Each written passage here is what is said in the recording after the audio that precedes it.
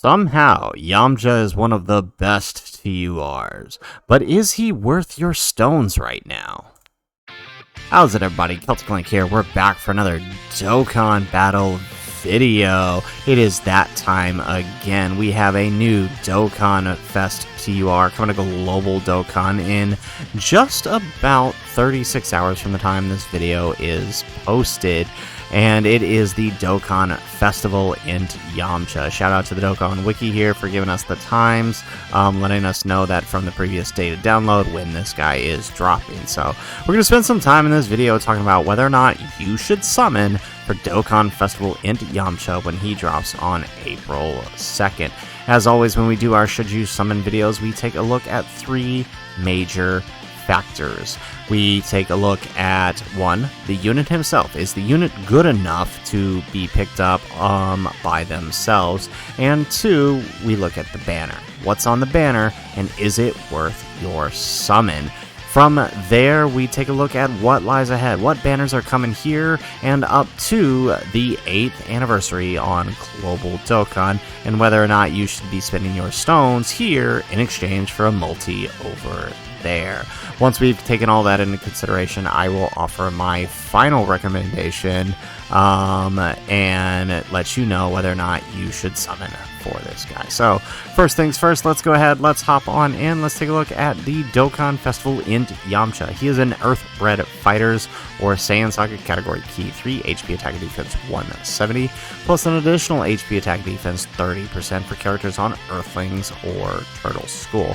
So all in all, not a bad leader skill, right? Earth-bred Fighters and Turtle School, that's basically every single Goku, right? Earth-bred Fighters, Earthlings, that gives basically all Earthlings a 200% leader skill, and Saiyan Saga basically ends up covering the other Saiyan Saga characters that weren't previously covered under Raditz's Saiyan Saga leader skill. So basically, it's pretty easy to fill out a good 200% team with this guy, and he himself is no slouch either, as we take a look at what he does. So on his super attack, he is attack for 1 turn, he is causing immense damage, and he has a high chance of stunning. That's a 50% chance. He activates an interest animation once only. He gets key 2 and attack defense 150% for 4 turns from the start of turn when there's 5 or more Earth-bred Fighter category allies on the team at the start of the character's attacking turn. He also gets key 2, attack defense 150%, and an additional attack defense 30% with each attack performed up to 150%. So this guy can build up some attack defense real quickly, especially early on with that entrance passive active. He has a medium chance of performing a critical hit, a high chance, that is a 50% chance of evading enemies' attack, including super attack. He launches an additional attack that has a 50% chance of becoming a super attack, and launches another additional attack with a 50% chance of becoming a super attack the same turn in which he's evaded an attack. He also has an additional chance of evading 10% within the same turn with each super attack performed. So basically, the more additionals he does, the higher his dodge chance. So pretty good. He's going to be pretty dodge tanky. Slot him with additionals, and you're looking at a guy who will almost never be touched, right? He starts with a 50%, and we've seen really with anything above 50%, you're dodging more often than you aren't. So that's really, really good. His only concern would be events like Broly, where dodging is canceled. He does have an active skill that causes ultimate damage to the enemy, and within the turn activated is guaranteed to hit. So basically, the enemy can't dodge you if you launch it. So that's very useful for fights like Omega, where he can actually dodge your attacks. I don't think there are too many others that actually do that. Metal Cooler Core, I don't think, can dodge, and neither can Broly. So, I mean, as far as I know, right now, that's really Omega's the only fight where that could be helpful. It can be activated whenever the character evades 4 or more enemy attacks, including super attacks, or when all allies attacking in the turn are Earth-bred Fighters. It's a pretty easy activation skill.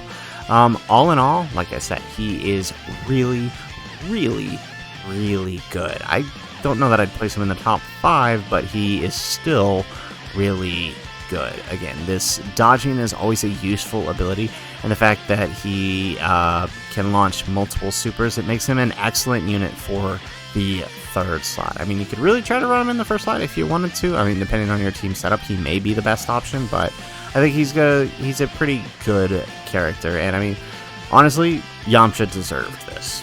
To be completely honest, he deserved a unit this good. Now, the question is he good enough to justify a summon on the banner? I gotta say no. He's great. But we just got God Goku on Global for Saiyan Day, and he is leagues better than the Yamcha. There's no question about it. I would even place Bardock to a degree above Yamcha.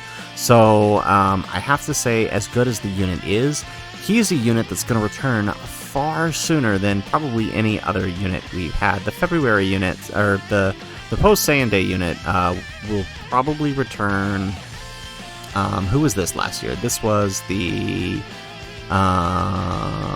this was the Goku in Kid Buu. So his likely return should be either on Worldwide or the banner after Worldwide. We'll have to see how that works out. Global scheduling is kind of weird, but that's probably when we'll see him next. So probably sooner than some of the other characters. So I would definitely say maybe hold off on the character. I don't think he's good enough alone to justify a summon on the banner. Now, looking at the banner itself, our second consideration, let's look at the banner unit here. So we have this Yajirobe. The Yajirobe is arguably one of the better banner units that is released, right? He's no STR Piccolo, but he's definitely up there, right? And the thing that makes him good is, again, he's got this buff, and the buff lasts for 3 turns. He also gets an insane amount of dodging. Where is it? As the third attack in this turn, he has a great chance, 70% chance of evading after receiving an attack as the third attacker in the turn. He also has that survive KO mechanic, right? So that's the thing, right? So you put him in the third slot. I mean, he's going to have raised his defense on his super. He's supporting, and you see that it's a massively raised. That's really, really good. So he's basically going to have a ton of defense. If that attack would happen to have killed him, then boom, he survives it, and now he's got a great chance of evading the enemy's attack. And as long as you can make up the difference in the next turn, then you're fine. That's all that matters. You made it through the turn. So I think he's really, really good combined with his support ability.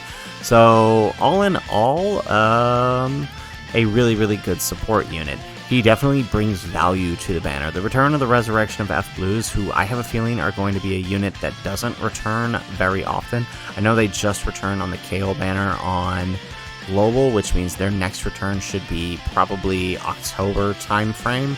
So I feel like this is a character we might not see very often. Ginyu has been coming back more and more. Trunks, I love the Trunks, I do, but he's honestly not that good when compared to the rest.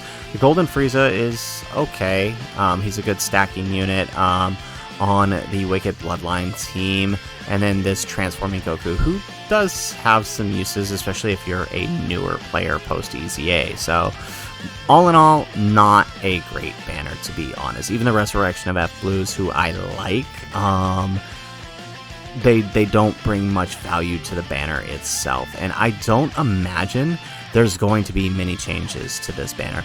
The best change I could see is them swapping out the Resurrection of F Blues here for this Pan right here, because technically she came before Pan, before the ROF Blues on Global. So it's possible they could swap them out for Pan, but my recommendation remains the same. I don't believe the banner itself is good enough to justify a summon. So thinking about that, we are one for the category no summon for the character, and 2 for the category no summon for the banner. So not looking so hot, but we do have one final consideration, and that is the next banners coming up. So following April, the next banner we should see that is guaranteed. We don't know what April's part 2 is. It could be a rerun of some old banner, or it could be something brand new, never before seen. We don't know, so we're not going to include it in our consideration. But we do know that Golden Week banners are coming up next, and it doesn't really matter specifically who the units are, because there are some basic conditions of who we can expect to see on there. So we can expect to see the previous year's Golden Week units, so the Fizz Kid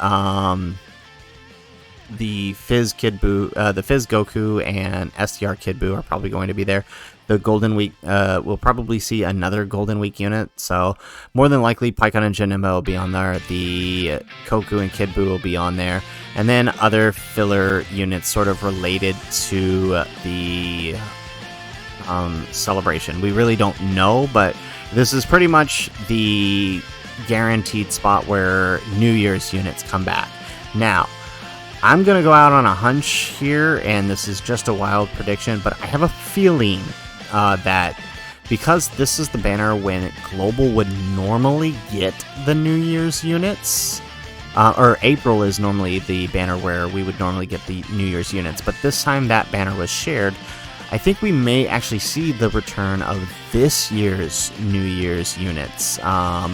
So I think there's a good chance we could see LR Gohan and LR Piccolo on these banners for Golden Week.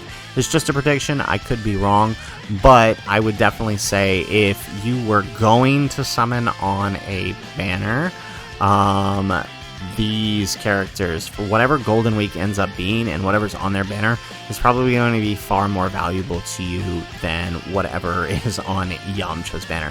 But that's just a hunch, but I did want to just kind of throw that out there to you. And I think I mentioned a minute ago that Pikkon was a Golden Week unit. No, he was not a Golden Week unit. He was the previous New Year's unit before the Kid Goku and the, did I say Kid Goku? The Super Saiyan 3 Goku and the Kid Buu. So we'll probably see STR Goku and AGL Cell on the banner, and then Pikkon and Janemba as well on the banner, and Fizz Goku and Kid Buu on there as well. Just my hunch. But we shall see. Moving on, the next banner following that, this should be our June banner, the 17 and Hellfighter 17. So looking at their banner, again, I doubt we'll see much changes for June. This is pretty much going to be the lineup, a 7 featured unit banner, which isn't that bad. And this will either be Pan still, or it'll be the ROF Blues. I feel like they'll leave it the same just because since this is a GT banner, they'll probably just keep the GT units on here. But I could be wrong. We'll have to see. But this is the banner. I wouldn't honestly recommend it, being that it's the banner right before Anniversary, but I did want to throw it out there as another banner that's coming up that you should be considering. And then once this banner is gone, there'll be a Part 2 LR, which we don't know what it is yet. We won't know till JP drops their Part 2 LR for April. That'll be whatever the banner is following that. But you shouldn't be summoning on that banner anyways, because at that point we'll be 2 weeks out from the anniversary, and these wonderful banners right here. These are really the banners you should be considering the most for the time being. I mean, Worldwide might be really good, but this guy right here is arguably number 1, number 2 unit in the game because of everything they're doing, and the support, the damage reduction, the insane revival comeback skill. It's just like, look, if you were summoning, this is who you should be summoning for, or even these guys here, right? This will be the return of the Cooler, the return of the Gammas, the return of the 7-year LRs. You've got this LR EZA and this LR EZA, who are insanely powerful. So really, you should be saving for these banners, and to spend a multi on Yamcha's banner is one less multi that you can spend on these banners here. So to be completely honest, I cannot give a full recommendation for Yamcha. Heck, I can't even give a tiered recommendation for Yamcha, knowing we at this point are so close. We are, what, it's April, so we are 3 months away from the anniversary. I would have to say Yamcha is an absolute must skip. Now, one last thing I will say is that in the data download, we know there are tickets coming for Yamcha. Now, we don't know if those are guaranteed featured tickets or they are just regular Dokkan Festival summon tickets. Either way, if you are a pay-to-play, low-to-play players, I would give my recommendation to you, pick up the tickets, do your summons, and call it after that. There is a chance, a small chance, that this could be a step-up with a guaranteed featured step-up, in which case, as long as you've got 150 stones to spare, I would say do your guaranteed featured step-ups if they end up having it, but do no more than that. And that goes for all pay-to-play, low-to-play, or free-to-play players. If there is a guaranteed featured step-up, I would say go for it, because it's always good to pick up a guaranteed featured. I mean, even if you picked up the worst featured on this banner, right, probably the Trunks, to be completely honest, it's still, you got a guaranteed unit, you know what I'm saying? It's not like you threw 150 stones and got nothing, so just throwing that out there, that it is one final consideration. But like I said, unlike previous banners, I can't even give it a tiered recommendation for this, knowing we are this close to the anniversary. So my final recommendation, and again, this is just my opinion, feel free to disagree with it, let me know in the comments down below, but I do believe you should absolutely skip Yamcha, unless of course, you know, he's one of your favorite characters, in which case, go ham, you know, do what you gotta do. I totally believe in you, and I hope you pull them. But anyways, guys, that is the video. If you liked the video, make sure you hit that like button and subscribe to the channel if you have not already. And in the comments down below, let me know what is your plan for Dokkan Festival Yamcha. Are you summoning? Are you skipping? Are you picking up tickets if you're pay-to-play, low-to-play? What is your plan? I do believe my plan is to do the tickets. If there's discounts, do the discounts, and call it after that. I will not summon any further. I'm going to need your guys' help to hold me to that. And I also want to know, if we don't end up picking them up, how do you guys feel about doing a private server showcase on the Yamcha, so at least we can all get a feel for what he's like when we do finally pick him up on Global, at which point, when he does return, is when I'll do these showcases. But I'm curious what you guys think. Let me know in the comments down below. Would love to hear from you guys. Otherwise, guys, as always, thanks for watching, and aloha.